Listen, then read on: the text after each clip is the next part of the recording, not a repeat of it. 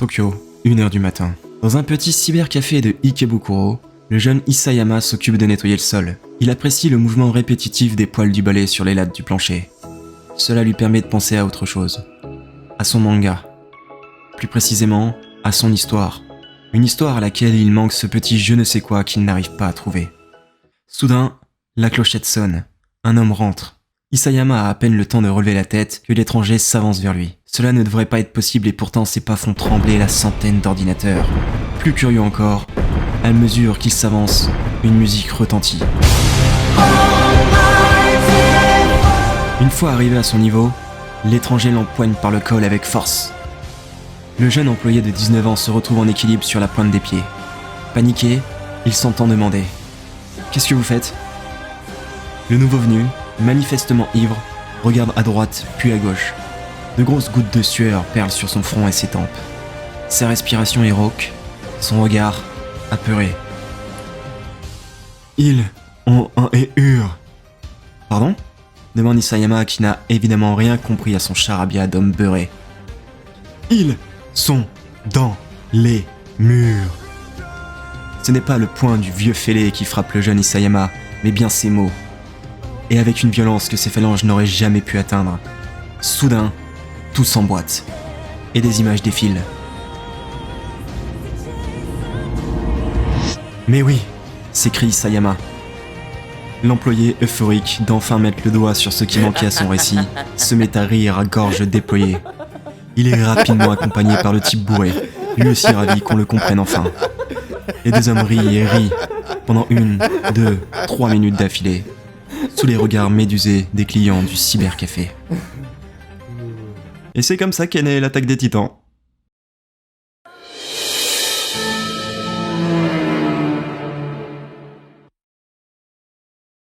Le préambule de cette vidéo présente l'œuvre et ses qualités principales sans spoiler. Elle a pour objectif de convaincre les quelques curieux qui n'auraient pas encore regardé, mais ont quand même, on ne sait pourquoi, décidé de cliquer sur cette vidéo. Vous jouez à quoi au juste, vous autres ? À moins de vivre au Yémen et d'avoir une sérieuse chance de devenir le roi des pirates, je vous le dis, vous n'avez rien de mieux à faire, hein. Mais bon, puisqu'il semblerait qu'il faille vous convaincre, je vous ai fait une petite partie rien que pour vous, bande de petits bénards. Après, en revanche, on rentre dans le concret, en spoilant allègrement jusqu'aux dernières saisons de l'animé. Juste parce que la saison finale est quand même une sacrée dinguerie et que j'ai besoin d'en parler. Pas d'inquiétude toutefois, pour ceux qui n'ont pas lu le manga, je spoil uniquement l'animé.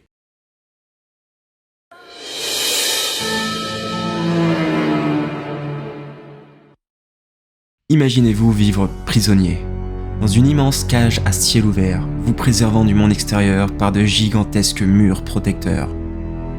Préservé de quoi ? Des titans. Des colosses allant de 5 mètres à 15 mètres en moyenne et revêtant un attrait particulier pour la chair humaine. Et c'est encore mieux si ça bouge dans le gosier avant d'avaler. Ça donne pas trop envie de sortir, pas vrai ? Maintenant imaginez que ces terrifiantes créatures pénètrent l'enceinte de la ville fortifiée, autrefois paisible, à présent cauchemardesque. Les hommes et femmes prennent aussitôt des allures de buffet pour les titans qui sont fermement décidés à se goinfrer jusqu'à s'en faire péter la panse. Heureusement, l'humanité a plus ou moins prévu le coup.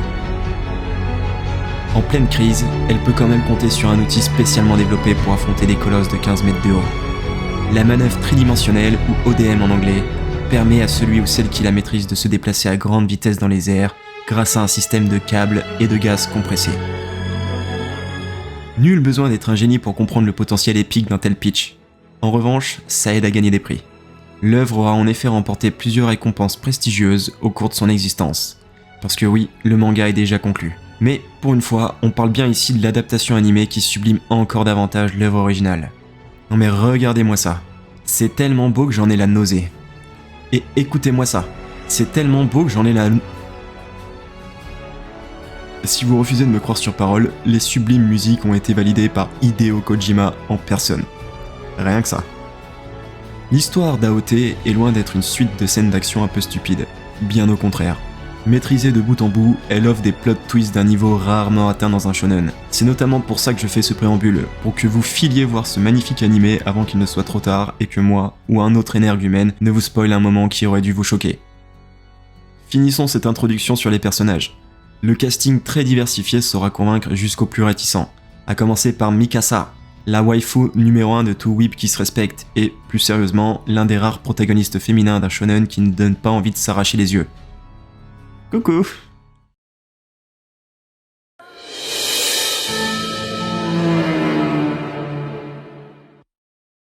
Avant de rentrer dans le concret, laissez-moi vous énumérer quelques faits intéressants sur AOT. Le titan des reines est basé sur Yushin Okami, un combattant de MMA japonais choisi pour son physique, tandis que le titan cuirassé est basé sur Brock Lesnar, un ancien catcheur devenu une des premières légendes de l'UFC. Levi, qui était le personnage favori lors du premier concours de popularité, a été basé sur Rorschach, de Watchmen.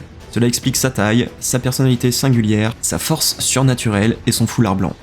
Les inspirations principales d'Isayama sont Arms, Game of Thrones, notamment sur les dialogues, Watchmen et Breaking Bad.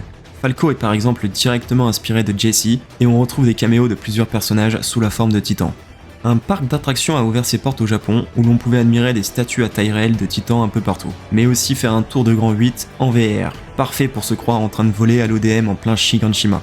Quel dommage qu'il est déjà fermé. Attack on Avengers, le crossover improbable où les héros de Marvel doivent gérer une invasion de titans au cœur de Manhattan. Isayama a été accusé de fraude par sa propre banque suite à l'explosion de la popularité de son œuvre et avec elle de son compte bancaire. Isayama est un hipster, il se définit lui-même comme quelqu'un d'excentrique qui a toujours cherché à être différent. D'ailleurs, si la plupart des mangaka exercent une grande pression sur leurs poignets pour faire leurs dessins et souffrent de tendinite, Isayama, lui, a une technique bien personnelle. Au lieu de tourner le poignet, il tourne directement le papier. Dans l'épisode d'Halloween de la saison 26 des Simpsons, Lisa fait un cosplay de Mikasa et utilise même l'ODM. On remarque d'ailleurs que Homer est en Zoro, Bart en Naruto, Maggie en Pikachu, Petit Papa Noël en Shenron et Marge en Rangiku. Levi, comme Oda, ne dort que 3 heures par nuit. Le premier est un personnage, le second un être humain en passe de devenir plus. AOT est la seule série à avoir 6 épisodes notés 9,9 sur IMDb. Elle en avait 11, mais 5 épisodes sont descendus à 9,8. Mikasa est inspirée de Tomoe Gozen, une légendaire guerrière japonaise réputée pour valoir 1000 soldats sur un champ de bataille. Sacha devait mourir dans le chapitre 36 au moment où elle retourne dans son village, mais son éditeur lui a fait changer d'avis. Puis il est parti étrangler sa femme et a écopé de 11 ans de prison. Au départ, Isayama voulait littéralement tuer tous les personnages pour une conclusion oméga tragique. Mais la soudaine popularité de l'œuvre l'a fait relativiser. Il existe des parfums AOT, ironique quand on sait que les personnages ne prennent pas de douche, ou du moins pas autant qu'ils devraient. Enfin, l'un des faits les plus intéressants mais aussi les plus obscurs réside dans le titre. Shingeki no Kyojin ne se traduit pas par l'attaque des titans, mais le titan de l'attaque. J'ai cherché le fin mot de l'histoire, mais personne ne sait véritablement qui, quand ou comment ça s'est passé. Il s'agit très probablement d'une erreur de traduction. Toutefois, ce qu'on sait c'est que l'auteur a eu vent du problème à un moment, mais il trouvait que l'attaque des titans sonnait mieux comme titre.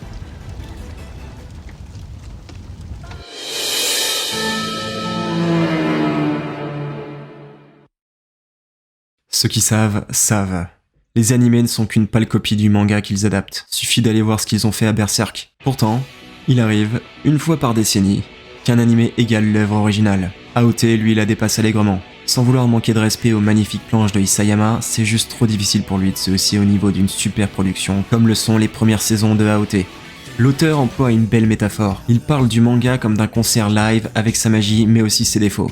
Et de l'anime comme d'un concert enregistré au son retravaillé. Vu qu'il chapeaute lui-même le projet, cela lui permet de demander à l'équipe d'apporter des modifications lorsqu'il n'était pas pleinement satisfait de certaines scènes. L'animation est d'une beauté à faire tourner de l'œil. Et quand tu couples cela aux magistrales musiques, on a des scènes tellement épiques qu'il vaut mieux ne pas être épileptique.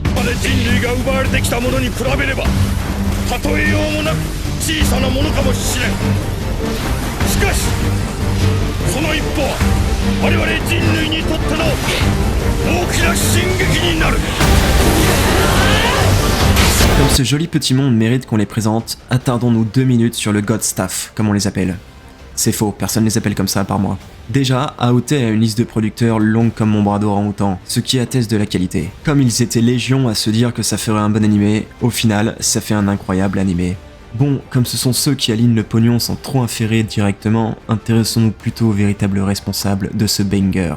Le réalisateur des premières saisons se nomme Tetsuro Araki, et c'est à lui qu'on doit la très bonne adaptation de Death Note. Autant dire qu'on n'est pas sur un coup d'essai. Il a également réalisé le sympathique Guilty Crown et le mal-aimé Cabaneri, 2 œuvres qui, sans être des chefs-d'œuvre, se regardent tout de même avec un certain plaisir. Pour la saison finale, c'est Yuichiro Hayashi qui a pris la relève, celui à qui on doit Inuyasha, Halo Legends, Garo, le film Psycho Pass, Kakegurui et Doro. Niveau musique, le créateur de l'incroyable Counter Attack Mankind, un chef-d'œuvre fournisseur de frissons, c'est Hiroyuki Sawano qui s'en est chargé. Une sommité dans le milieu qui a notamment travaillé sur des titres comme Mobile Suit Gundam, Promare, The Seven Deadly Sins ou encore le plus récent Bubble. Pour la saison finale, c'est à Kota Yamamoto qu'on doit mon titre favori, The Warriors. L'OST que je compte bien mettre un peu partout dans cette vidéo. Arrivé plus récemment dans l'industrie, il a tout de même eu le temps de composer pour Blue Exorcist, Dive, Kingdom, Moriarty, 86 et d'autres projets un peu moins connus. Mais de toute façon, il pourrait avoir seulement travaillé sur Dora l'exploratrice qu'il a gagné mon respect à vie avec ce banger.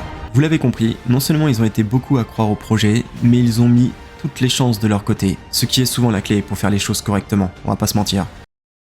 Ah ah! Vous pensiez que c'était fini, pas vrai? C'est toujours pareil avec vous. On aborde vite fait le réal, 2 mots sur le compositeur, et c'est bon? Et les petites gens alors? Vous y avez pensé aux petites gens? Alors oui, bon, il s'avère que j'ai complètement zappé de parler de Wit Studio. Je vais pas créer une guerre des studios parce que je vais jamais m'en dépatouiller dans les commentaires. Puis en plus, vu qu'on sait tous qui sont les rois incontestés de l'animation japonaise, à quoi bon parler des seconds? Toutefois, on peut reconnaître que Wit Studio et ses 109 employés, 34 à l'époque de AOT, ne se foutent pas de notre gueule. Que ce soit sur Vinland Saga, Osama Ranking, Spy X Family, The Great Pretender ou même ses séries moins populaires comme Owari no Seraph, Maotsukai no Yome ou Danten ni Warau. C'est vraiment somptueux et bien réalisé à chaque fois. Puis, comme le studio ne se lance pas sur 1000 projets en même temps, il me semble qu'ils ont mérité le sobriquet de God Staff. L'une des rares valeurs sûres du domaine. Dans un monde où à chaque annonce d'un animé, tu lances une pièce en l'air et pris. Avec Wit, ça retombe toujours du bon côté. Du coup, hype pour Moonrise? Bref, le studio, c'est comme le réal et le compositeur. Ça fait partie du méta Big Free. Mais pour faire un Big Free, il faut beaucoup de Little. Et dans cette métaphore insensée, les Little, ce sont les animateurs, les héros de l'ombre, ceux qui dessinent les scènes, les valeureux soldats inconnus, ceux qui travaillent sous les balles, du soir au matin pour un salaire de misère, juste parce qu'ils sont trop contents pour se plaindre. Bienvenue au Japon!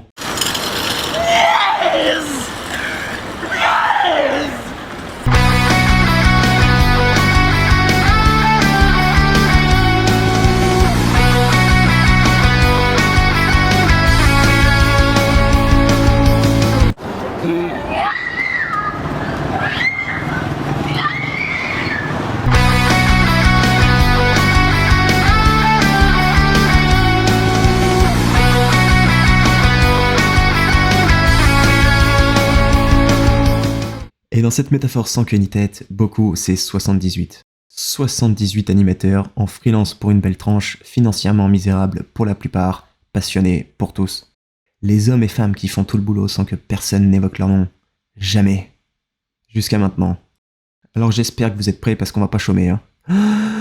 Merci ya. Tanaka Hironori, Yamamura Shunryo, Yamamoto Yuko, Washio, Wanibuchi Kazuhiko, Umeshima Senbon, Uchiyama Midori, Tsubota Shintaro, Tsubata Yoshiaki, Tomita Megumi, Tanino Mio, Tanaka Orie, Takashi Hideki, Tabata Akira, Shiowaza Kaname, Shiotani Naoyoshi, Shibata Shiro, Sera Kota, Sato Michio, Sato Toshiyuki, Sakai Satoshi, Ogata Ai, Nakashige Sunsuke, Nakagawa Hideki, Moriyama Yo, Miyazaki Satomi, Miyai Kana, Miwa Kazuhiro, Miki Tatsuya, Matsutake Tokiyuki, Maeda Yoshihiro.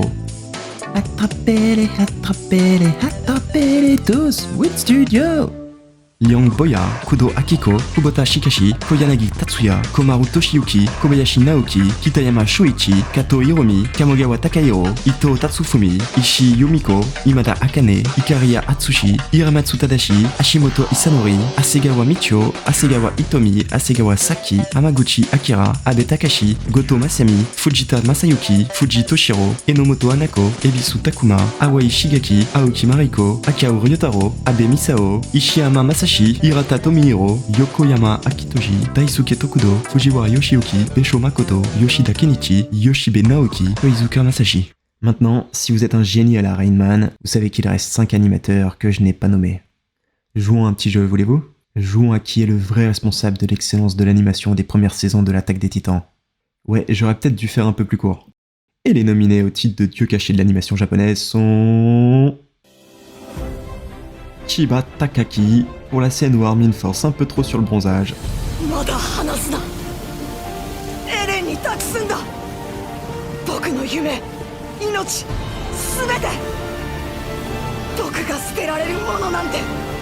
これしかないんだ。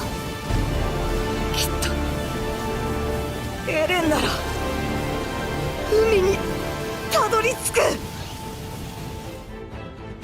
Asano Kyoji pour la scène où Levi s'amuse à faire la Beyblade sur un titan poilu.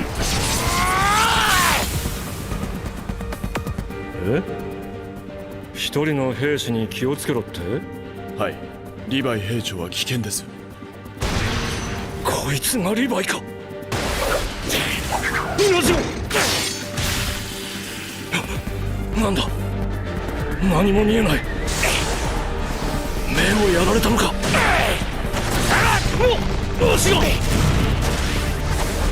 さっきは随分と楽しそうだったな。皇室か。ダメだ、間に合わな。もっと楽しんでくれよ。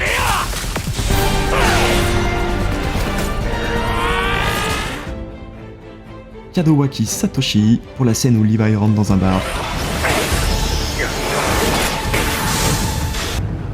こ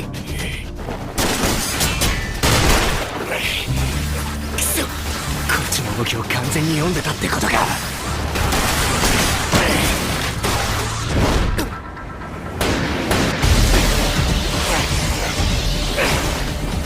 ケニー、よりによってなぜ奴が憲兵に。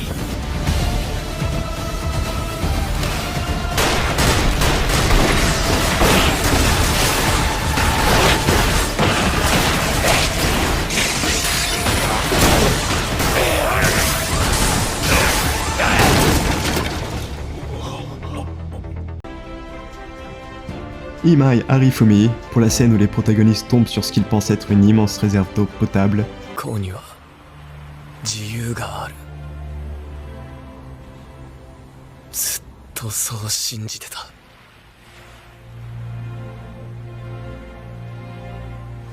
でも違った。海の向こうにいるのは敵だ。何もかも親父の記憶で見たものと同じなんだ。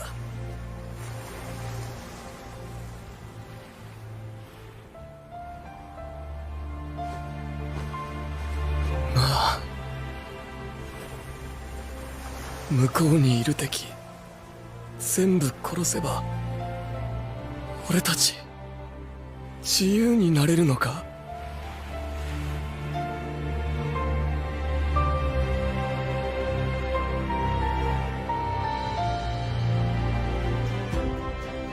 Et Ebara Yasuyuki pour la scène où Eren fait des acrobaties mortelles sans raison au milieu de la ville avant de se becter la main. 小さなものかもしれん。しかしその一歩は我々人類にとっての大きな進撃になる。 Et le grand gagnant est... Franchement, je sais pas. Comme ça, je dirais Ebara ou Kadowaki, mais bon, comme je suis même pas sûr à 100% d'avoir attribué à chacun les bonnes scènes, franchement, c'est 50-50. On va dire qu'ils sont tous les dieux de l'animation japonaise. Comme ça, pas de jaloux.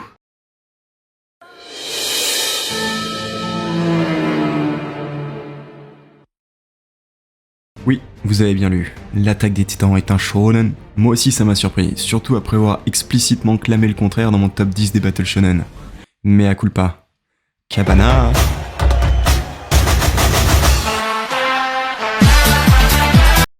Vu qu'il est publié dans le Besatsu Shonen Magazine, il s'agit techniquement d'un shonen. Et si vous trouvez aussi que l'anime est un brin trop violent pour correspondre au code du genre, n'ouvrez pas le manga. C'est, comme souvent, bien pire.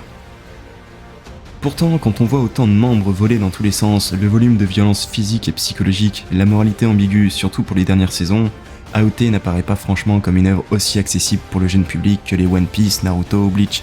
C'est la raison d'ailleurs pour laquelle il n'a pas été accepté par le Weekly Shonen Jump. Les éditeurs de l'époque ont tout de même remarqué le potentiel, mais les modifications souhaitées ont prestement été balayées par Hajime Isayama.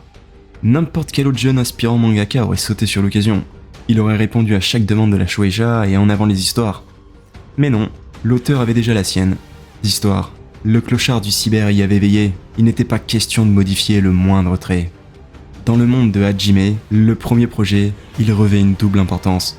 Voilà comment il s'est retrouvé dans un magazine largement moins prestigieux que son grand frère. Pour vous donner une idée des titres phares du Besatsu, on retrouve l'Attaque des Titans, et c'est déjà pas mal je suppose.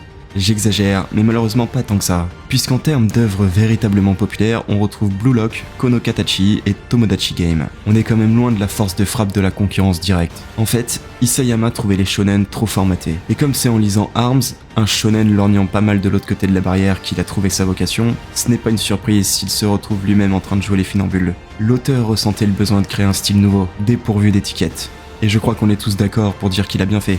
Puisqu'à part pour le souffle épique et le comportement un brin insouciant de certains personnages, plus on avance dans le récit et plus on s'éloigne des codes du shonen. Ici, pas de tournoi UFC, pas de pouvoir de l'amitié, et Ackerman mis de côté, pas de dons surnaturels ou de magie. On reste humain, et plus étonnant encore, on se comporte comme tel. Ainsi n'est-il pas rare de surprendre les hommes à se livrer à leurs plus bas instincts, souvent motivés, voire contrôlés par leur peur et autres viles émotions. Rares sont ceux parvenant à dépasser leurs conditions humaines. Les personnages doutent, trompent, trahissent, puis doutent à nouveau. Certains partent en dépression totale quand d'autres laissent libre cours à leur colère. Sans oublier ceux qui optent pour l'amour, l'espoir, les rêves, et bien sûr, la violence. Même si d'autres l'ont déjà fait avant lui, Aotei s'est hissé au même rang que le regretté Big Free, le secreto Big Foru. Et le tout sans même être publié par Shonen Jump. Un exploit sans précédent, ni successeur.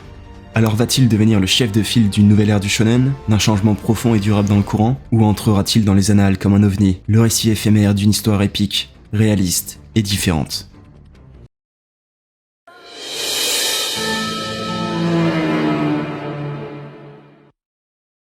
Les histoires où l'humanité se retrouve au bord de l'extinction ne sont pas si courantes, et c'est regrettable parce que ça marche terriblement bien sur moi. Même au sein de la culture nippone, qui semble pourtant le terreau parfait pour ce genre de setup, on n'en trouve pas tant que ça. Il y a Promise Neverland, No Game No Life dans une moindre mesure qui me viennent directement à l'esprit, mais si on exclut les quelques arcs sporadiques de circonstances, j'en trouve pas tellement d'autres de mémorables. Même au travers du reste des médias, un monde à la dangerosité extrême obligeant les hommes à se terrer ou s'encager eux-mêmes, il y a que la saga de l'homme rune qui me vient. Bon, je préviens, c'est pas un chef-d'œuvre non plus.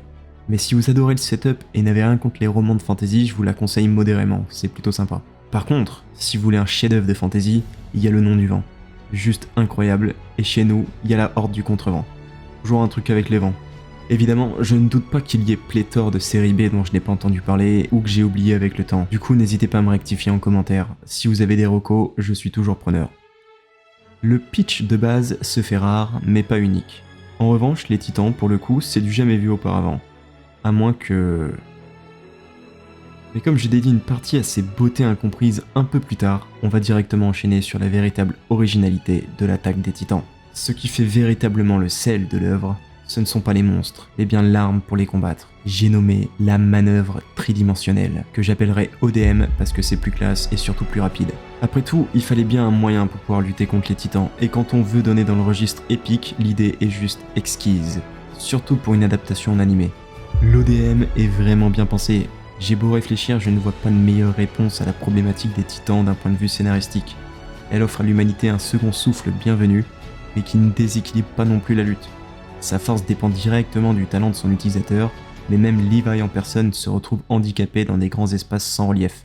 En outre, tout le fonctionnement reste crédible pour une société autarcique en passe d'entrer dans l'âge industriel. Si les grands esprits se réunissaient pour inventer une arme avec la technologie disponible à l'époque, il me semble plausible qu'ils arrivent à un tel résultat. Évidemment, pour un shonen.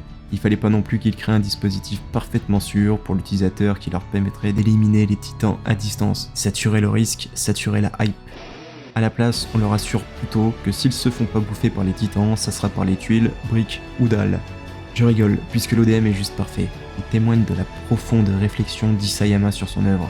Le bonhomme a revu ses cours de physique-chimie pour mettre au point un système qui, sur le papier en tout cas, respecte les grandes lois de la physique. Je ne vais pas rentrer dans les détails fonctionnels de la compression de gaz et de comment marche la turbine, déjà parce que je suis bien trop con pour, mais aussi parce que c'est loin d'être l'essentiel. L'important, c'est qu'il a réussi à inventer ce qui s'apparente à un système de magie pour son shonen réaliste, avec ses forces et ses faiblesses. Puisque si Mikasa devient un monstre quand elle entre en action, une fois à court de gaz ou de lame, bon courage pour se friter contre les vrais monstres. Ça permet à l'auteur d'équilibrer son œuvre et d'entrecouper ses phases d'action intenses par des moments de tension où il faut se carapater à pattes, le temps de trouver des recharges de gaz. Et qu'on soit clair, Sacha ne compte pas. Ironiquement, sur le papier, les settings semblent pensés pour une adaptation animée. mais quand on sait que 8 mangas sur 10 sont rapidement retirés des magazines de prépublication, il faudrait un sacré ego pour se dire qu'on va faire une BD qui s'élèvera à un plus haut niveau encore une fois adaptée en animé. C'est probablement une coïncidence. À moins que...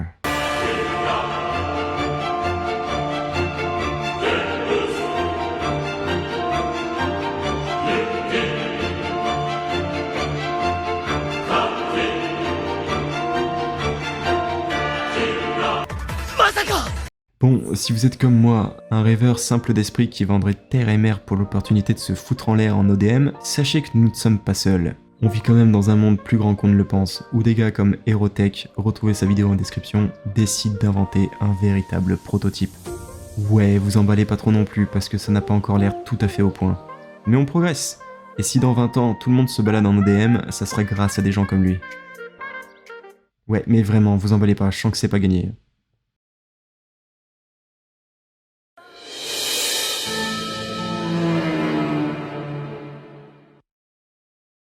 Pour Isayama, biberonné au manga depuis qu'il est en âge de marcher, une bonne histoire, c'est renouveler en continu l'intérêt du lecteur, en glissant par exemple un petit cliffhanger de bâtard à chaque fin de chapitre ou d'épisode. Mais c'est loin d'être sa seule qualité. Le monsieur a tout de même salement élevé l'art du plot twist. On commence en douceur par le moment où Eren, le protagoniste, se fait becter pour sauver Hermine. En plus d'asseoir la terreur qu'inspirent les titans, ça en a sûrement surpris plus d'un. Bon, vu que sa transformation a été foreshadowée avec le petit flashback où on voit son daron lui injecter un truc chelou, on se doute quand même qu'il y a une embrouille et que le héros ne meurt pas vraiment à l'épisode 5. Ce qui, soit dit en passant, aurait été un pur banger. À force de lire des œuvres, plus un auteur prend des risques et sort des sentiers battus, et plus je suis en kiff. J'en saute assurément tout un tas, mais le second plot twist qui aura choqué tout le monde survient à la saison 2, épisode 31 pour être précis. Je m'en souviens encore parfaitement. Quand Reiner et Berthold ont révélé être des titans, je ne les ai tout simplement pas crus. J'ai sérieusement pensé, pendant une bonne dizaine de secondes interminables, que le traducteur s'était trompé quelque part dans les sous-titres. Mais non, j'avais bien lu. Rétrospectivement, je me demande comment je n'ai absolument rien vu venir. Je pense que cela a à faire avec le rythme effréné. La situation désespérée de l'humanité entière est un fantastique ressort scénaristique pour engager le spectateur en un minimum de temps, allié à une animation spectaculaire et des OST qui prennent aux tripes. On arrive vite à souhaiter voir nos confrères triompher.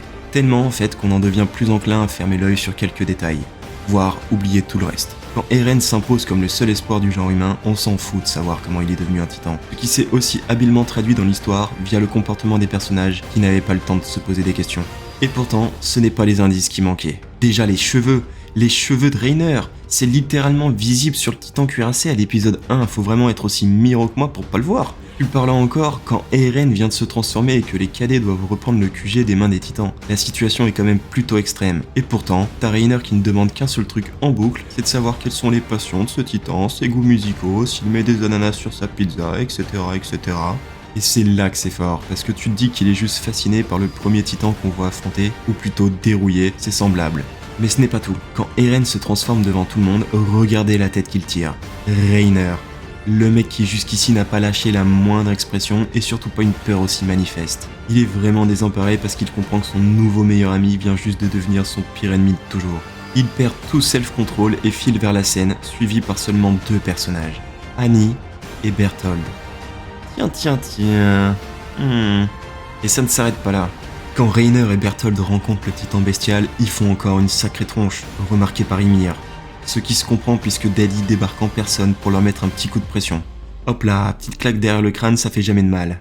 Pareil pour la conversation cryptique entre les deux. Quand Berthold explique que Reiner était un guerrier mais pas un soldat, qu'il rajoute dans le feutré qu'il a reçu une part de 4 quarts colossale, wink wink, c'était une façon subtile de lui rappeler son véritable objectif. Enfin, dernier exemple et pas des moindres, puisque celui-là se déroule quand on vient juste de nous rappeler qu'il y a des traîtres, quelque part. Quand la tour de Utgard est en passe de s'effondrer et qu'Ymir sauve tout le monde, on nous montre une Krista délivrée. Mais aussi un Berthold qui a l'écrou apparemment, puisqu'il s'apprête, ni vu ni connu, à prendre une petite bouchée de sa propre main si je ne m'abuse là. Et bah alors Berthold, on a une petite fringale ? Allons encore un peu plus loin, voulez-vous ? À partir du moment où Erwin déclare la chasse aux infiltrés ouverte, il s'écoule 1 heure, 56 minutes et 34 secondes avant The Big Reveal. À ce moment, la POV part en sucette. On suit un peu de tous les personnages, jusqu'à 11 dans un seul épisode, où chacun vague à ses occupations urgentes, mais dans des endroits séparés. Voici la répartition du temps à l'écran pour les personnages qui apparaissent le plus. En 1, Reiner, 21% avec 24 minutes et 36 secondes. En 2, Berthold, 18% avec ses 21 minutes et 28 secondes. En 3, le Titan Bestial, 17% avec 19 minutes et 52 secondes. En 4, Ymir, 13%. En 5, Levi, 12%. En 6, Eren, 10%. Et en 7, Angie avec 7%. Vous ne remarquez rien? Ils étaient sous nos yeux depuis le début. Et pendant tout le long. Et c'est justement pour ça, ironiquement, qu'on ne les voyait pas. Et si là, vous commencez à vous dire quelque chose comme « Waouh, il a sérieusement bossé pour cette vidéo. Il prend ça très au sérieux, je devrais peut-être m'abonner finalement. » Plot twist, j'ai tout inventé. Pas un seul truc de vrai dans ces stats. Ou l'ai-je vraiment inventé? Non, j'étais bien déconné. Oh merde, bon. Et voilà, je viens de tâcher ma seule chemise 30 minutes avant mon entretien d'embauche. Foutu barre chocolatée au caramel. Comment je vais? Plot Twix. La saison 3 se déroule tellement à tambour battant tout du long qu'on a à peine le temps de respirer. Ça commence avec un rappel de ce qu'est la série, puis ça continue avec un rappel de ce qu'est la série, et ça finit avec un rappel de ce qu'est la série. Puis, vu qu'il ne faut quand même pas déconner au bout d'un moment et donner au peuple ce qu'il veut, on a un quintuple plot twist intra-episodus. 1. Armin bronze vraiment trop. 2. Finalement il est juste un peu grillé et on peut lui injecter un petit remontant. 3. Erwin arrive comme d'hab pour gâcher la fête. 4. Levi refuse catégoriquement de sauver le plus jeune. 5. Erwin contre. Puis, arriva le premier épisode de la saison finale. Mais c'est qui ça? Attends quoi? Bah il se passe quoi là? Bah... Hein? Je mate le bon truc là? 鎧の巨人の継承者をね。ジークが矛となり Non. ライナーが盾となるのだ。 Regarde la musique, regarde la musique, regarde la musique. Ils vont pas faire ce que je pense là. Ah mais si.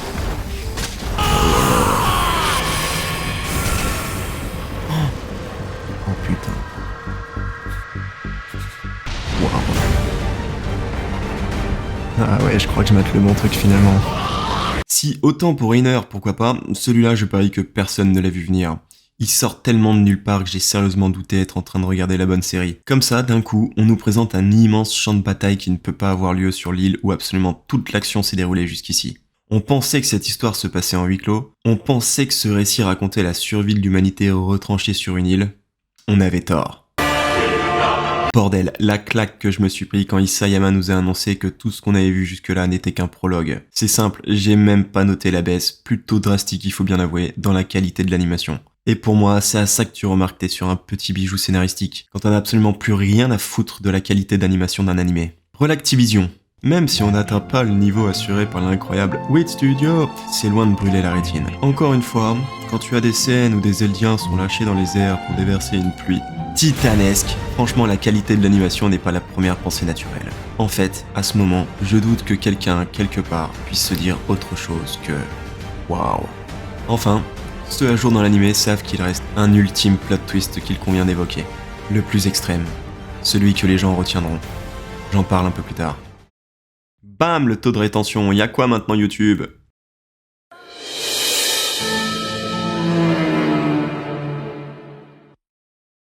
Il y a deux écoles. Soit on se dit qu'encore une fois tout est lié, que les titans mythologiques retranscrits sur une toile par Rubens en 1636 et par Goya directement sur mur en 1822 représentent une inspiration directe, quasi filiale. Ces tableaux montrent Saturne, Chronos pour les intimes, roi des titans pour les autres, en train de se régaler non pas d'un inconnu mais bien de son propre fils. Non seulement c'est plus convivial comme ça, mais il y a aussi cette fameuse prophétie stipulant qu'il serait chassé un jour de son royaume par son rejeton. Du coup, il s'est dit qu'il allait bouffer tous ses descendants. Hop, problème réglé. Mais un gamin survécu. Un gamin du nom de Zeus. Zeus. Bientôt dans vos cinémas, 15 balles la place. Et il y a sinon le courant de pensée moins péteux qui consiste à croire que tout le monde est, au mieux, aussi con que soi. La réalité c'est que Isayama n'a pas étudié l'histoire de l'art. Kyojin ne se traduit pas par titan mais géant, et ça fait bien trop d'années que toutes les pubs du loto me mentent éhontément. Voilà, Isayama n'a probablement pas pensé à la dimension mythologique de ces magnifiques créatures alors qu'il les créait, comme c'est délicieusement ironique. Mais vous savez quoi, c'est aussi bien comme ça. peut-être même mieux en fait, puisque pour une fois, mon introduction n'était qu'à moitié débile, dans le sens où une scène similaire a bien eu lieu, en moins sympa. Un gars ivre a bel et bien empoigné le jeune Isayama, 19 ans à l'époque, pendant qu'il travaillait à une heure tardive dans son cyber, et cette altercation l'a suffisamment marqué pour qu'il réalise qu'il n'y a pas plus effrayant que le genre humain, d'où la naissance des titans comme monstres acculant l'humanité. Comme le disait Gregory House, Homo homini lupus est, l'homme est un lupus pour l'homme. Dans l'histoire, les titans terrifient parce qu'ils ont une légère tendance à vouloir vous croquer les pieds. Et tout le reste. Surtout le reste d'ailleurs, maintenant que j'y pense. Isayama est allé jusqu'à inverser la chaîne alimentaire. Les hommes sont réunis dans des enclos à attendre d'être bouffés par des titans, tout comme on enferme des animaux qui attendent de finir en steak. Avec du recul, s'ils ont ce petit truc en plus qu'a tout bon monstre, c'est parce qu'ils ont quand même une sacrée dégaine. C'est prodigieux, chacun son style et il n'y en a pas un qui trouve le bon. L'effroi provient pour beaucoup des tronches des titans qui sourient pour la moitié et font la gueule pour l'autre. Mais comme l'auteur le précise, c'est pas tant les sourires macabres ou les expressions particulières des titans qui suscitent la peur, mais qu'elles soient figées. Une fois bloqué sur un tel rictus, on ressent mieux l'absence d'empathie qu'un visage impassible. Mais le sont-ils vraiment? Puisque voilà la véritable beauté des titans. La nouvelle dimension apportée par la saison 4. Les titans, c'est nous. Les titans représentent l'humanité. Et les titans représentent les pires côtés de l'homme. Ils sont loin d'être de simples zombies sans saveur. En apparence tout d'abord, puisqu'ils sont, comme nous, uniques. Chacun son apparence et ses manies. Ceux qu'on appelle les déviants ou les anormaux ne sont que les excentriques de notre société actuelle. Eux aussi en sous-nombre, cloisonnés entre deux vagues à la masse silencieuse. Wow, pardon, je me suis pris pour Voltaire là ou quoi? Titans, tous uniques, tous pareils. Humains, tous uniques, tous pareils. Au final, on sait que très peu de choses sur ces magnifiques colosses. Sont-ils conscients? Comment peuvent-ils repérer le moindre homme à la ronde? Et surtout, pourquoi ont-ils tout le temps les crocs? N'étant pas dans le game, j'avoue ne pas savoir à l'heure où je raconte ces conneries, mais doit bien y avoir des théories comme quoi les titans restent conscients tout du long, parce que ça les rendrait d'autant plus terrifiants, d'autant plus hideux, d'autant plus magnifiques. Plus j'y songe et plus je me dis que l'idée est encore une fois parfaite. Le message est tellement subtil qu'il pourrait ne provenir que de mon esprit dégénéré, mais le fait que les monstres qui terrifient et enferment les hommes soient des hommes eux-mêmes, faut avouer que ça a une portée universelle. L'homme est un titan pour l'homme. Et quand en prime tu te souviens que toute l'idée repose sur la rencontre providentielle avec un vieux clodo, lui bien réel, tu ne peux que t'incliner face à une telle symbolique.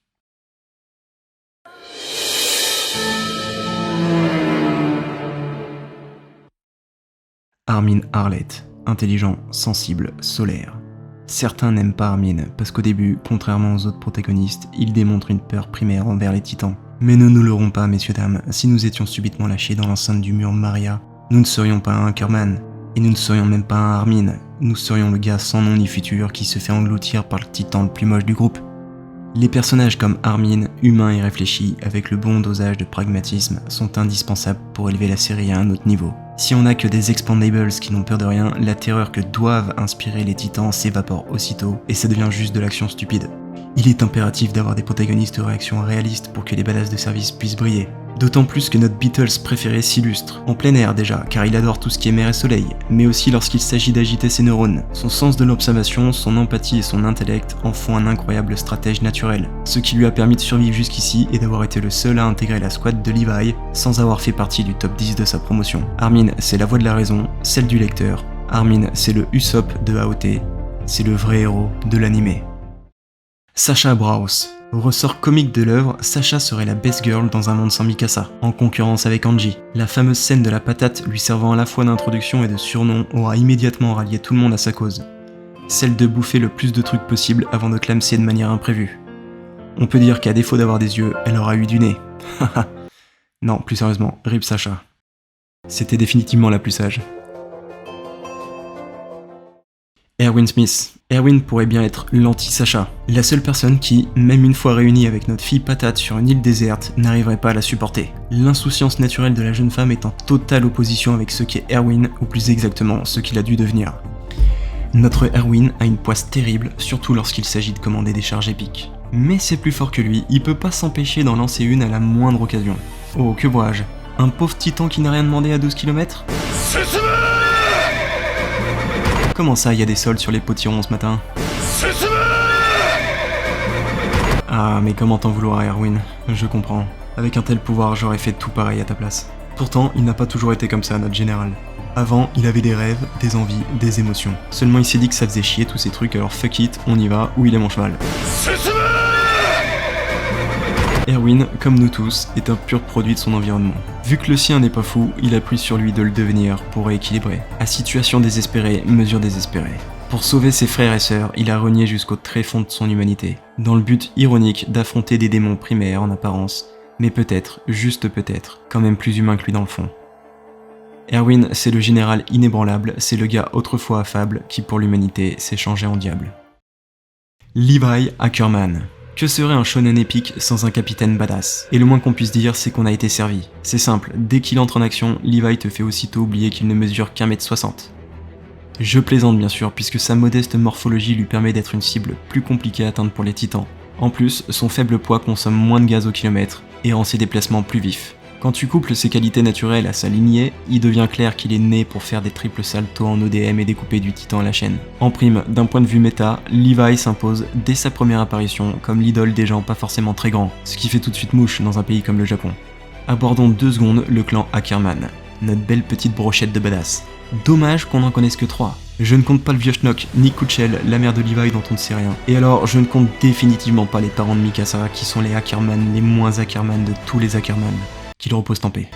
D'ailleurs, Ackerman signifie homme du champ, dans le sens de celui qui travaille la terre.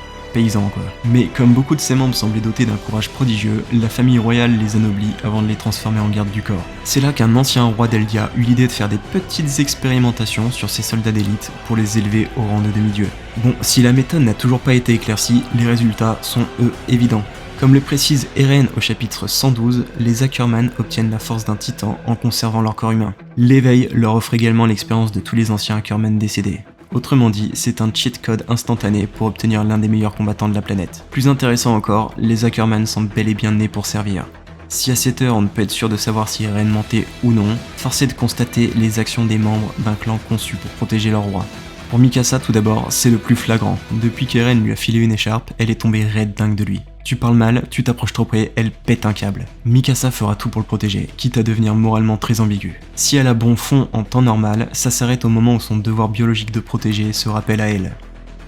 Pour Kenny, cette subordination inconsciente se passe avec Uli Reis, le vrai roi de paradis. Kenz était venu le tuer à la base, mais devient, pour une raison que lui-même n'arrive à expliquer, son meilleur pote. Quant à Levi, c'est pour Erwin qu'il se bat. Bon, même si son recrutement a été un tantinet forcé au départ, c'était soit ça, soit la tôle, ce qui a d'ailleurs conduit le brin ténébreux à vouloir faire la peau à Erwin pendant un petit moment. Mais au final, ses potes sont clamsés, et croyez-le pas, ça a tout arrangé. Lui aussi a pu devenir le chien-chien le plus féroce de l'île, voire du monde entier. Le contraste est appréciable. Levi, c'est le gars que t'as pas envie d'emmerder, c'est le Sasuke d'AOT, c'est le personnage préféré de la majorité. Aïe. Mikasa est tout casa. S'il est longtemps resté rare de dénicher un bon protagoniste féminin en général, cela devient quasi mission impossible dans un shonen. Et pourtant, certains pourront argumenter que Mikasa est le véritable héros de l'œuvre. Elle est le premier personnage imaginé par Isayama, elle est pure bien plus qu'un certain héros, elle est sauvage quand il faut, et plus important encore, elle est badass. Mikasa a fini 3ème au premier concours de popularité, juste derrière Eren à une poignée de votes près. En malgache, son nom signifie avoir une volonté, une intention. En japonais, avec les nombreux kanji homonymes, on peut lui prêter tous les sens suivants. Magnifique, excellent, splendide, au-dessus de, naturel, vérité, honnêteté, fleur, bourgeon qui s'ouvre, aide, encouragement, rejoindre un groupe. Ouais, au Japon c'est un autre niveau la pression sur les parents quand ils doivent nommer leurs enfants. Si t'as pas suffisamment révisé, au lieu de porter le kanji de l'ouverture d'esprit, ton gamin aura celui de saumon fumé. Sinon, Mikasa c'est également une marque de ballon, une pâtisserie, un parc, un mont, un prince, une ville, et un cuirassé de la marine impériale, puisque comme le veut la croyance, appeler un de ces personnages comme un navire augmentera le succès de votre manga. C'est d'ailleurs pour cela que Evangelion, dites comme vous voulez, mais me saoulez pas, est devenu un phénomène mondial, parce que littéralement tous les personnages principaux ont hérité du nom d'un navire de guerre. Mais je m'égare. Comme je l'ai rapidement abordé plus tôt, Mikasa est inspirée de Tomoe Gozen. Tomoe était une incroyable belle femme, avec une peau diaphane, de longs cheveux lisses et des courbes voluptueuses. Mais elle était encore plus connue pour être une archère incroyablement balèze, et, une fois une épée en main, une guerrière valant 1000 soldats, prête à affronter un démon ou un dieu, à cheval comme à pied. C'est du moins ce que raconte la légende. En revanche, ce qui est sûr, c'est que ses exploits sur les champs de bataille lui ont offert l'immortalité. Non contente d'avoir influencé tout un pan de la culture nippone, notamment dans les arts du théâtre traditionnel, son nom résonne encore aujourd'hui, à travers Mikasa.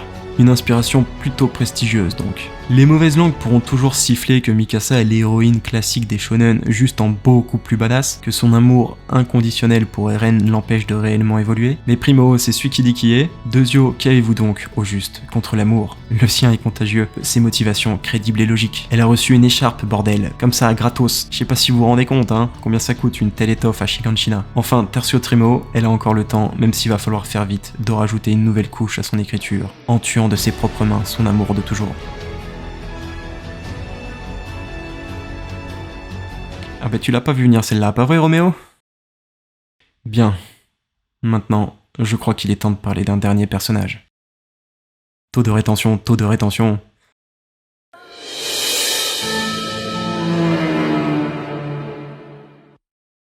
Eren, de petit filou à gros dégène. Eren a toujours rêvé d'être un oiseau. C'est quand même le seul gamin qui, quand une tête colossale apparaît, regarde les oies voler.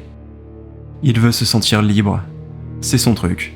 Le rêve d'Eren s'inspire directement de l'enfance d'Isayama. Le mangaka a grandi dans un tout petit village entouré de montagnes. Très tôt, il rêvait de s'en échapper. Il se demandait même parfois si des monstres n'allaient pas descendre pour venir le dévorer. Haha, sacré Hajime. Eren, Eren, Eren. J'ai prié à plusieurs reprises pour que tu sois en Mastermind 300 IQ et que tu fasses seulement semblant de coopérer avec Zeke. La bonne nouvelle, c'est que tu m'as donné raison. La mauvaise, c'est que j'aurais préféré avoir tort. Lors de la fin de la saison finale, vous avez sûrement été choqué par le revirement d'Eren. Et pourtant, au second visionnage, il apparaît évident que tout a été prémédité depuis le départ. Quand on fait le point, Eren est tout de même, comme on dit dans le milieu, un ouf malade. Probablement depuis sa naissance, même avant que sa mère ne se fasse décapsuler comme un Perrier sous ses yeux. Regrettable événement, car c'était Carla qui le maintenait dans le droit chemin. J'en veux pour preuve qu'avant d'y passer, elle ne demande à Mikasa qu'une seule chose, de protéger Eren de lui-même. Pas des titans, pas des autres êtres humains désespérés, mais bien de lui-même. Juste avant de clamser. C'est sa plus grande préoccupation, c'est même la seule d'ailleurs. Oh mais bon, je suis sûr qu'elle en fait des caisses. Après tout, il a quel âge le petit Eren? Je suis sûr qu'il doit être bleu. Oula. Ok, non mais il fait pas d'effort aussi, il tire tout le temps une gueule pas possible. Même si en vrai, tu t'y habitues vite. Le second foreshadow survient dans le flashback où Eren et Mikasa deviennent frères et sœurs. Wink wink. Non mais regardez-le faire, il poignarde un premier type avant d'enchaîner sur un power move bien plus flippant que n'importe quel titan. Il ferme tout doucement la porte tout en te regardant droit dans les yeux comme un sauvage. Je rappelle qu'il a 9 ans à ce moment. J'espère ne pas avoir à le préciser, mais ce n'est pas le comportement normal d'un gamin équilibré. D'accord, ils ont affaire à des ordures qui ne méritent pas mieux, mais tout de même. Aucune hésitation, aucune pitié. Dans une histoire où les comportements et réactions restent crédibles, ça dénote quand même salement. Alors forcément, le fait qu'il contemple, impuissant, sa mère en train de se faire désosser comme un poulet, ça n'a pas aidé. À sa place, un joli paquet de monde aurait accusé un moment de flottement. Mais chez Eren, le deuil saute 2 étapes et reste bloqué sur la colère. Puisque voici la tête qu'il tire quelques heures plus tard. Alors ne vous méprenez pas, moi les héros classiques des shonen ça m'emmerde. Le mec parfait qui a 0 défaut, c'est chiant à force. Mais alors là, je défie quiconque de trouver du classicisme à Eren. Ok, au départ c'est le traditionnel Sasuke qui ne vit que pour la vengeance, lentement consumé par la haine, mais en général, dans un shonen, il y a un moment où il réalise sa situation et tente de devenir meilleur. Quand Eren réalise sa situation, il devient pire. Bien pire, jusqu'à péter le dernier câble qui le connectait encore avant de partir en ma échelle planétaire. Alors celle-là, je l'ai pas vu venir. Non seulement je l'ai jamais vu dans un shonen, mais je crois même dans une œuvre tout court. C'est pas un sujet que nous, occidentaux, on aborde facilement. À part pour les fictions et non-fictions traitant de la Seconde Guerre mondiale, je crois bien que c'est une première. Alors oui, d'accord, la moitié des Dark Lords dans les anciens romans de fantasy ont plus ou moins un but similaire. Il y a même pas mal d'antagonistes qui ont des dessins presque aussi sombres. Mais déjà, ils n'arrivent jamais à leur fin. C'est à peine s'ils ont le temps de faire un premier pas. Et puis à chaque fois, ils sont les antagonistes, présentés comme l'incarnation du mal absolu. Nous, c'est Eren, le gamin qu'on suit depuis ses 9 piges.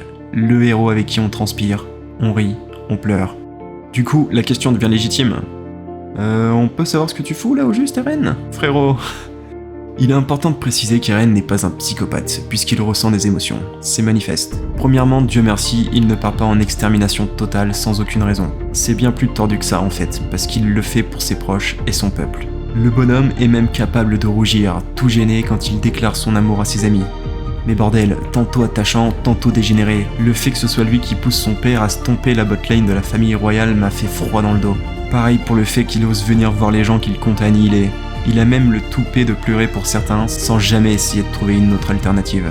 Le fait qu'il ait vu l'avenir le laisse peut-être croire qu'il n'y a pas d'autre solution, mais honnêtement, même le plan de Zeke semble être une meilleure idée quand tu vois le dernier épisode. Isayama n'a définitivement pas menti quand il a dit vouloir créer quelque chose de différent. L'auteur a mis beaucoup de lui dans la construction de son personnage principal. La connexion entre Eren et lui est tellement intime qu'il est impossible de démêler les fils pour l'étaler sur le papier.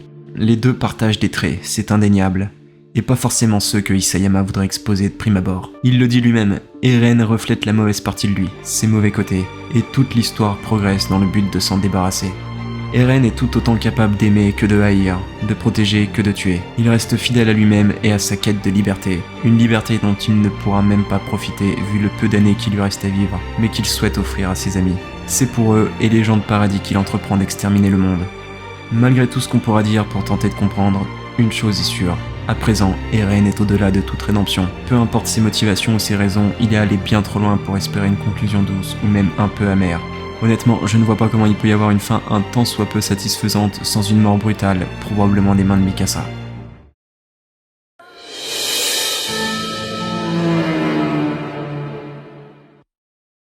Si on a tous été surpris par l'ouverture de la saison finale, après l'avoir fini, j'applaudis à deux mains le talent narratif du bonhomme. Il dénonce les horreurs de la guerre de main de maître, surtout lorsqu'on considère qu'il devait maintenir un rythme de travail inhumain pendant qu'il écrivait son histoire. Bon, je récapitule. Gabi est une Eldienne de Marley. Méticuleusement endoctrinée depuis son plus jeune âge, elle finit, ou plutôt commence par croire que ses semblables sont des démons. Juste parce qu'ils sont allés vivre sur une île loin des gens qui les esclavageaient. Messieurs dames, je vous présente le pouvoir de la répétition. Si vous vous répétez 10 000 fois chaque jour que vous êtes un canon, même si vous êtes objectivement dégueulasse, vous allez finir par le croire. Et si vous le croyez, d'autres gens le croiront à leur tour. Ce qui veut dire qu'au final, il suffit de le croire pour l'être. Mais je m'égare. Pire encore, Gabi accepte naturellement le traitement inhumain de tout son peuple parce que leurs ancêtres auraient soi-disant fait quelques dingueries. Donc on les condamne et on les traite de la même façon que leurs ancêtres nous ont traités et qui est la raison pour laquelle on les traite comme ça maintenant. Ça m'a l'air futé comme stratagème ça. D'ailleurs, en parlant de stratagème futé, si vous me donnez tous 100 €, je m'engage à vous en rendre 200.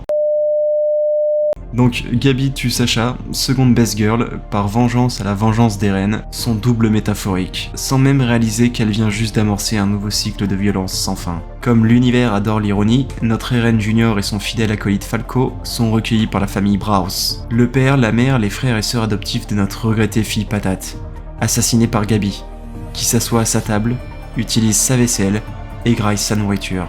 Et en plus elle en fait tout un plat alors que c'est délicieux. C'est tout de même un sacré comble pour l'assassin de Sacha de se plaindre de la bouffe que sa famille lui offre gracieusement. Normalement, à ce moment-là, t'as des fourmis dans les membres d'appréhension, comme un tressaillement incontrôlé. Puis arrive une de mes scènes préférées. Celle où la joyeuse famille Braus se rend au restaurant avec leurs deux nouveaux gamins.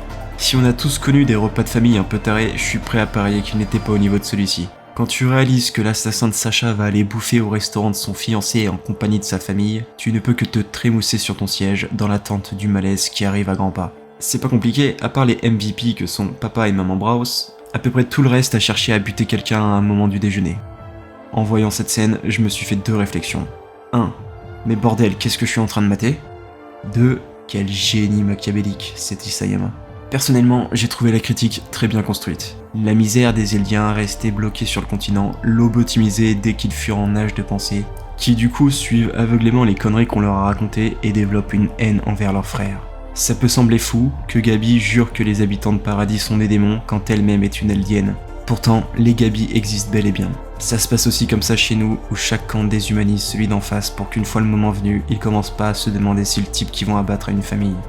Isayama aurait facilement pu tomber dans un discours trop moralisateur. Ça aurait pu être chiant ou un peu lourdeau, mais pas du tout. Chaque moment sert l'intrigue et le malaise voulu s'installe assurément sous votre peau.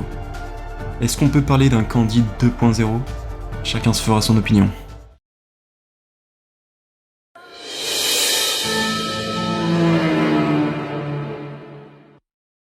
Bonjour à tous et bienvenue dans cette recette AOT. Aujourd'hui, on va apprendre à confectionner un récit simple, économique, mais délicieusement épique. On frôle même le seuil limite de tension conseillé à mettre dans une seule histoire. Alors attention les plus gourmands, pour atteindre le paroxysme de l'épique et en profiter pour raviver la flamme des shonen, il vous faudra une ellipse, deux nouveaux héros, des anciens héros, un héros qui n'est pas franchement un héros, 3 œufs, un héros qui est encore moins un héros, et une bonne vieille apocalypse. Tout d'abord, préchauffez votre ellipse à 250 degrés histoire de bien cramer tout résidu potentiel. Préparez votre belle pièce d'un protagoniste qui part en cacahuète en la taillant au gré de vos envies. N'hésitez pas à être créatif. La cuisine, cela doit avant tout rester un plaisir. Seulement n'oubliez pas de conserver un liant pour unifier votre récit. C'est ce qui fera tout le sel de votre plat, enfin si je puis dire. Une fois que la pièce est bien saisie, mouillez avec le jus de scout qu'on avait réservé au frais. Rajoutez un peu de gingembre, une lampée de cognac, du céleri vaille, 3 cuillères à soupe de nourgamine et l'indispensable salami cassa. Vous pouvez jeter Sacha, nous n'en avons plus besoin. Saupoudrez tout le bordel de généreuses doses de drama, décorez d'1 ou 2 plot twists, et voilà, c'est prêt. Il ne reste plus qu'à se régaler maintenant. Bon, quand je commence une simple partie de vidéo avec une intro pareille, vous vous en doutez, c'est pour marquer le coup. Du coup, ai-je besoin de préciser avoir grandement apprécié cette saison finale ? Probablement pas, mais je vais quand même le faire. Comme je n'ai pas vu venir la fureur d'Eren, j'ai pas non plus anticipé le fait que ce soit ses amis, ses compagnons de toujours, les gens qu'il aime et tente de sauver, qui se dressent pour l'arrêter.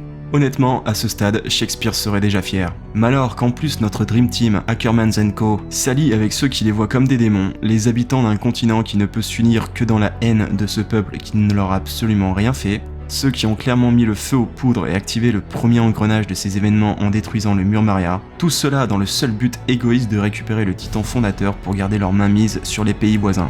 À présent, Shakespeare serait jaloux. Comment veux-tu faire plus dramatique que ça ? Que ce moment où Eren libère des millions de titans destructeurs afin de niveler le reste du globe. Ah bah peut-être la scène qui suit directement, une autre parmi mes favorites, où l'Omega Dream Team se forme. Et comme par hasard, c'est quelle musique qu'on entend en fond ? Quand même Brock Lesnar perd espoir grâce à l'OST, le souffle épique renaît. Et le traitement dépasse encore une fois les attentes. Dans n'importe quel autre shonen, l'équipe aurait eu le temps d'arriver avant que les titans n'atteignent le continent. Mais là, pas franchement. Voire pas du tout même. Parce que chacun des titans a été spécialement entraîné par Michael Phelps. Ça non plus, je l'ai pas vu venir. Je me demandais si ça n'allait pas poser problème, les centaines de millions de mètres cubes de flotte qu'on appelle l'océan, et comment ils allaient faire pour le traverser. Ils nagent, les connards. Non mais, genre mieux que moi en fait. Non mais y a que moi que ça choque ou bien ? On pourrait penser que ça tuerait la hype. S'il y a plus personne à sauver, à quoi bon ? Mais non, le fait que la moitié du globe soit déjà piétiné, ça ne fait que démultiplier les enjeux. Ça élève le lyrisme de cette conclusion aussi folle qu'haletante. La quête pour stopper Eren n'est plus physique et pragmatique, mais spirituelle, symbolique, quasiment biblique. Quand je vous disais que l'univers était ironique. Et ce moment de tension quand la Dream Team réalise qu'ils ne pourront pas arriver à temps. Ok, bon, j'avoue, au lieu de me coucher vers minuit comme quelqu'un de respectable, j'ai fini à 6 du mat, les yeux gorgés de sang, les membres engourdis et le cœur sur le point d'imploser. En y réfléchissant, ce n'est pas l'action en elle-même qui m'a maintenu éveillé. Ce n'est pas le grand terrassement qui m'a empêché d'aller dormir, mais le fait que son instigateur soit Eren. D'un coup, d'un seul, on passe de l'immensité d'un monde en train de se faire piétiner à la trame intimiste et personnelle d'un héros en quête de liberté.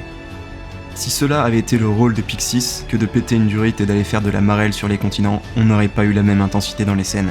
Pareil pour l'équipe du Dernier Espoir, quand elle se forme, on retrouve quasiment tous les personnages développés sur 10 ans par l'auteur. Enfin, tous ceux qui n'ont pas encore clamsé quoi. Du coup, non seulement notre team de sauveurs est bien badass, quant à 2 Ackerman en même temps c'est pas dur, mais plus important encore, rien qu'elle renferme une quantité de drama improbable. Que Reiner et Annie réintègrent la 104e brigade d'entraînement, y a pas à dire, ça fait son petit effet. En plus, ils ne sont pas venus les mains vides. Ils ont quand même ramené le Erwin de Marley et la tout aussi intéressante Pique, même si elle a malheureusement hérité du titan à la fois le plus moche et le plus flingué des 9. Tout ça pour dire que ce qui importe, dans une histoire comme dans la vie, c'est le drama. Vous êtes peut-être en train de vous dire que c'est pas votre truc, à vous, les dramas. Mais c'est faux. Un être humain normalement constitué est invariablement attiré par le drame. Évidemment, plutôt celui des autres en général, puisqu'ils permettent de ressentir cette décharge d'adrénaline émotionnelle sans conséquence sur sa propre vie. Tout de suite, un exemple pour le prouver. Soyez honnête, entre ces deux vidéos, sur laquelle cliquez-vous ? Vidéo 1, classification phylogénétique des sous-espèces de bouleau albinos. Vidéo 2, le pape accusé de proxénétisme par Kim Kardashian. Bref, je récapitule. On a donc un héros devenu antagoniste irrécupérable, chose rare et par conséquent appréciable. On a une équipe d'intervention badass dont les membres se vouaient une haine des plus cordiales encore 3 heures avant, et on a un monde entier en train de brûler. Excusez-moi, mais pourrait-on faire encore un peu plus épique, ou est-ce que c'est juste devenu impossible à ce stade ? Quand Kiyomi se lève pour dire « Bon, les gars, s'agirait d'arrêter de parler chinois quand on est évidemment japonais, donc je vous le dis, on va y aller en avion. Et j'en ai rien à foutre que vous ne sachiez pas ce que c'est qu'un avion. Il s'agit du seul moyen pour rejoindre Eren à temps. Et même avec ça, je préfère vous prévenir, on va être pas mal ric-rac sur le timing. Mais trust. Voilà, t'inquiète pas que j'ai trusté ma petite Kiyomi, parce que je l'ai tout de suite vu, ton petit manège. Et rien que d'y penser, j'en ai encore des frissons. Juste imaginer nos héros sauter en plein vol avec leurs ODM. Maintenant que je l'ai vécu, je n'ai qu'une envie. Fracasser ma tête contre le mur le plus proche pour oublier et pouvoir revivre le moment. Personnellement, cela faisait longtemps que je n'avais pas été autant hypé par un animé ou n'importe quelle œuvre.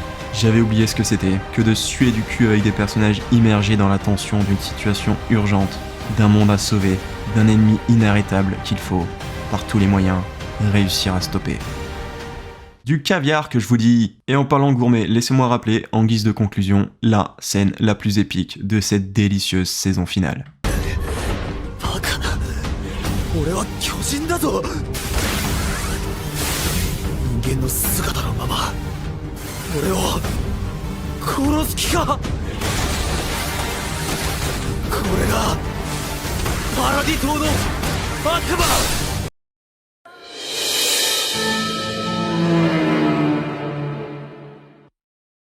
On le sait, à moins d'un énième plot twist, il ne manque plus qu'un seul épisode pour conclure cette saga épique. Comme Isayama nous a montré qu'il allait au bout de ses idées, l'histoire ne devrait pas se conclure sur un pétard mouillé. Pas besoin d'être un génie de l'écriture pour prédire la mort d'Eren.